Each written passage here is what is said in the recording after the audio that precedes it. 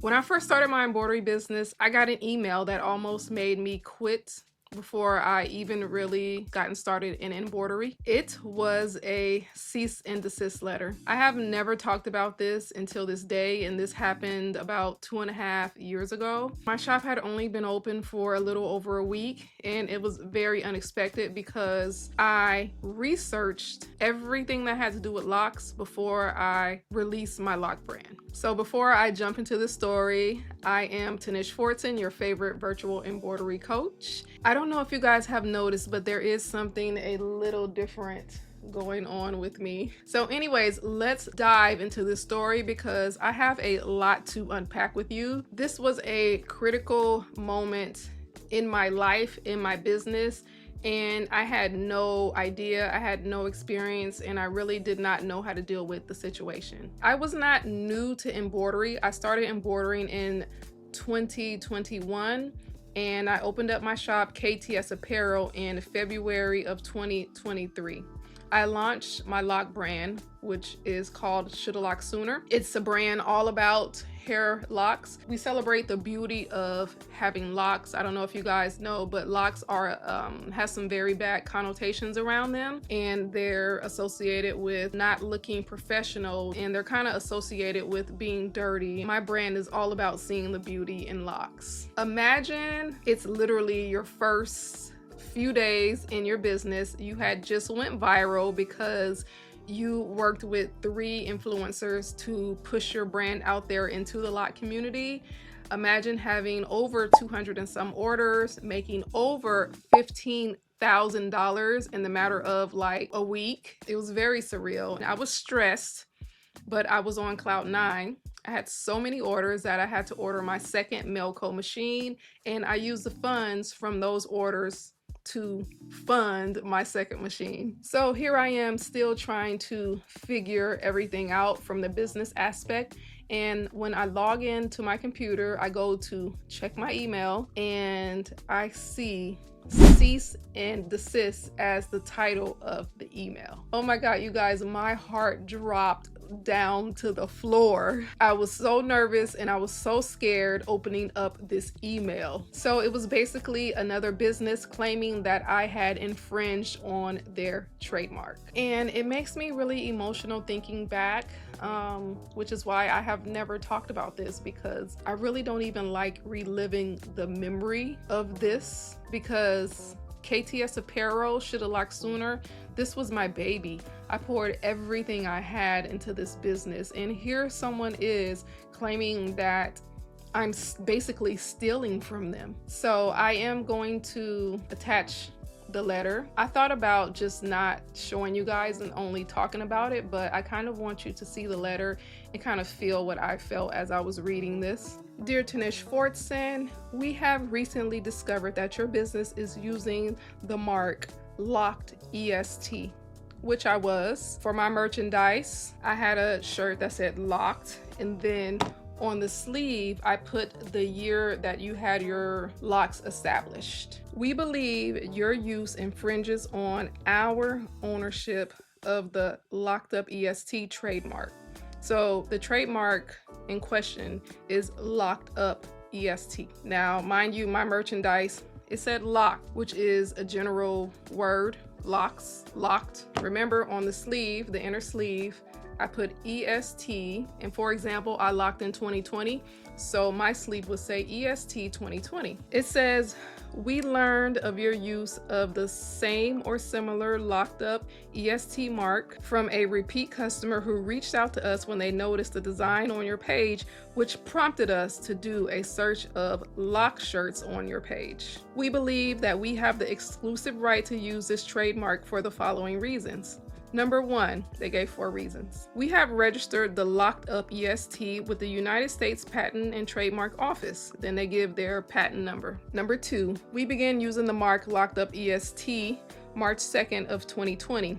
We have, so this is a part that kind of made me raise my eyebrow. We have established priority in the mark because our use of the mark precedes yours. We have established priority for the mark because they've been using it since 2020. And then they give reason number 3, and reason number 4. I'm not going to get into those. But it goes on to say, because you are using the same or similar mark on the same or similar products, I sell sweatshirts, hoodies, and t-shirts. We believe your use of the mark has caused confusion among our consumers and is likely to continue to cause customer confusion in the future. So now this is where I actually got a little bit offended because I didn't know who this was. So as I start to research, who they are and what they're making, I noticed that it's a heat press design, comes in black or white, and then they just heat press it onto different color t-shirts. Now, if you looked at my design that was in question, now you guys know what kind of designs I make.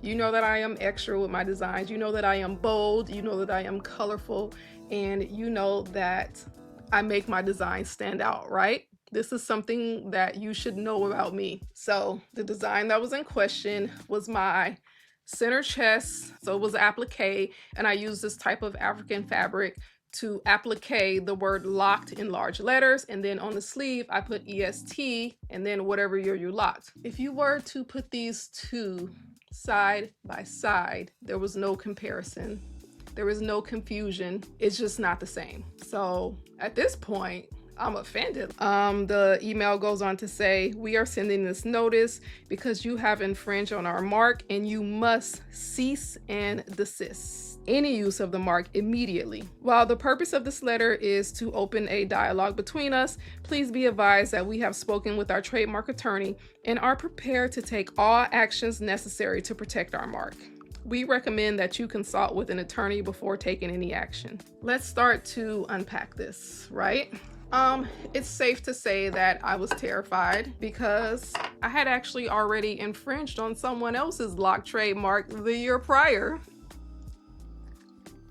So when deciding that I wanted my own lock brand, there was a lot of research done as to who were making the shirts and the hoodies, what their designs look like. I just never wanted to be in that situation again. So I did do my research. Should have locked sooner. All of the lock stuff that I was doing, it was not trademarked. So I was just like telling, I remember telling my husband like, I don't know, it has the word locked on it. And he's like, but locked is like a general word. Like you can embroider locked if you want to. Like it does not say locked up EST, like the way that she's saying that it's used.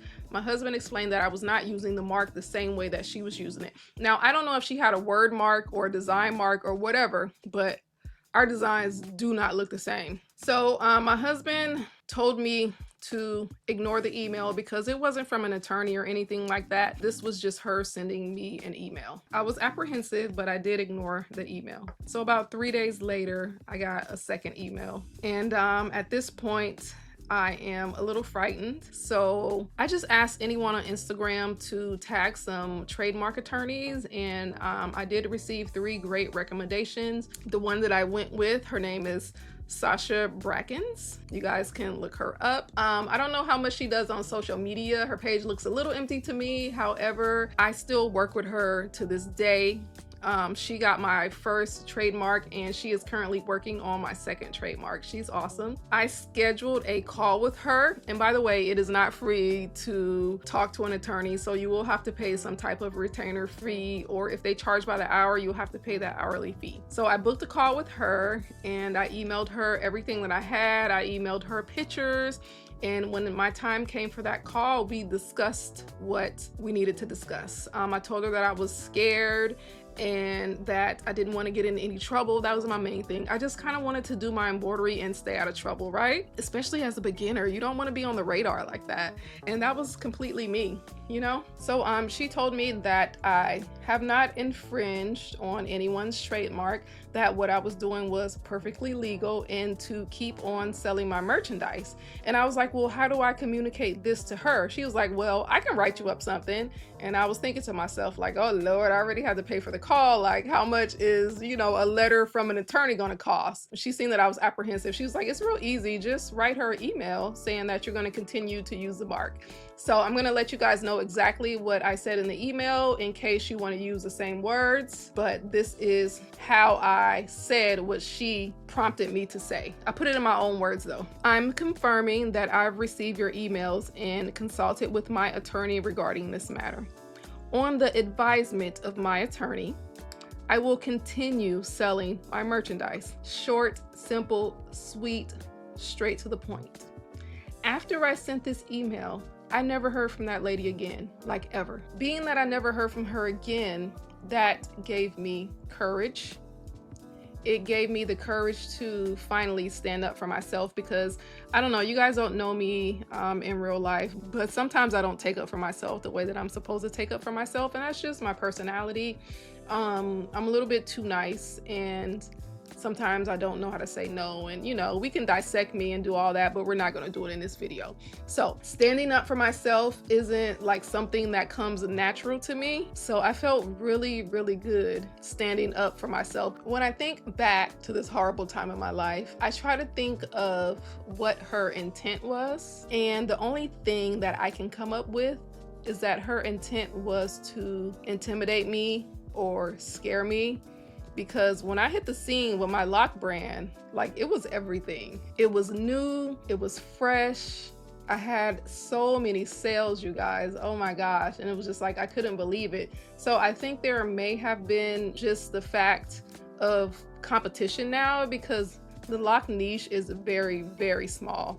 So the fact that there was now competition and that I was selling a lot and making a lot of money, she was maybe feeling some kind of way or in her feelings. I don't know. I really can't speak for her. I can only speak for myself. But if I had given into her demand to stop selling, then I would not be where I am today. I would not have sold as much as I sold. I would not have my courses. I would not have my community. There's just a lot of things that I would not have did if I had stopped just because somebody was saying something that wasn't true. I could have believed her, but I didn't. I kept going. Now, I want to pause right here, because the whole point of this video is that when you're doing good and you're doing something good, there's always going to be someone that will try to stop you. People are okay with your success as long as you are not doing better than them. The minute you start doing better than them, that's where the problem comes in. And I don't want any of you who are just starting businesses to have to go through what I went through. This was actually really shameful for me. I felt ashamed, like, oh my God, like, Tanish, like, you know, you got a cease and desist letter. Oh, it was the worst at the time, you guys. So anyhow, I have 4 tips for you guys that are thinking about getting into embroidery or are already in embroidery that will help you not get into any trouble. Number 1, do your research before selling designs. Make sure phrases or logos you're using aren't trademark. You can check the USPTO website for registered trademarks. So if I do come up with any type of slogan or lock slogan that I want to use, I do go to the trademark website just to make sure that it's not in use. And then even then, it's not always up to date. Like, I have a pending trademark. It pins from the day that you start your paperwork. So it's not going to be showing in the system right now, but however, when the trademark is fully registered, it will date back to that specific date of when the paperwork was first put in. So be careful with that. If someone is saying that they do have a registered trademark, but it's not showing, you just still might want to follow up and check and do all of your research first. Okay, number 2, don't copy exact word or styles from other shops. I see a lot of this. I mean, I've even did it myself at one point using the Nike logo sign. Don't do it. Just stay out of trouble. That's all I can really say on that, because I did it myself too. I had this one popular design and it was a play on Nike. It was called, what was it called? Oh, you know how Nike does Just Do It? Mine was Just Lock It. And then it had like a little Nike logo. It was a play on their trademark logo. I didn't get caught or get in trouble or anything like that, but I no longer sell that design. I know better. When you know better, you should do better. Okay, number 3, create original designs. When in doubt, create your own designs. You can use whatever you need to use. You can use ChatGPT or Gemini. Say, oh, hey, can you create me a grasshopper or something like that, and then it'll create a grasshopper. It's usually an original grasshopper. Just make sure that it is unique to you. Only put out your own work. If you are inspired by somebody else, even still, change it up a little bit. And my fourth tip is, if you do get a letter like the letter that I received, don't panic like I did. Don't stop your whole production line like I was going to. Take a moment, call a friend, read the email, look over your designs, communicate with the person who sent you the letter. If you don't agree with what they are saying, get an attorney like I did. So the email that I got, it could have made me stop, but instead it's taught me that if people are trying to stop you, then you are doing something right. If there are a lot of eyes on you, then you are doing something right. Continue doing what you are doing. Competition is a good thing. You just got to know how to deal with it. If people are trying to stop you, it just means that you're their competition. So you need to outwork them and try a little bit harder. So if you are just starting your embroidery business, do not let fear or intimidation stop you. Just keep going, keep trying, and keep pushing. Protect yourself. Do your research and never ever quit. Never give up on your dream. So if you do feel like you need extra support, I am here. I do have a community. It's called the Embroidery Mastery Community. We will be talking about things like this, like trademarks. I will be going over it in the community because I do have a pending trademark, and Sasha Brackens, which is my attorney, she will be making an appearance in the Embroidery Mastery Community to give community members points, tips, and how to protect themselves. She's going to be giving advice and all the things. I do have courses on digitizing beginner embroidery and how to stitch minky blankets. So if you are interested in learning more about embroidery, my courses are linked below. If you did find this video helpful, do not forget to like this video and subscribe to my channels. I do make weekly videos about everything that is embroidery. So thank you guys so much for spending this time with me, and I will see you in my next video. Bye.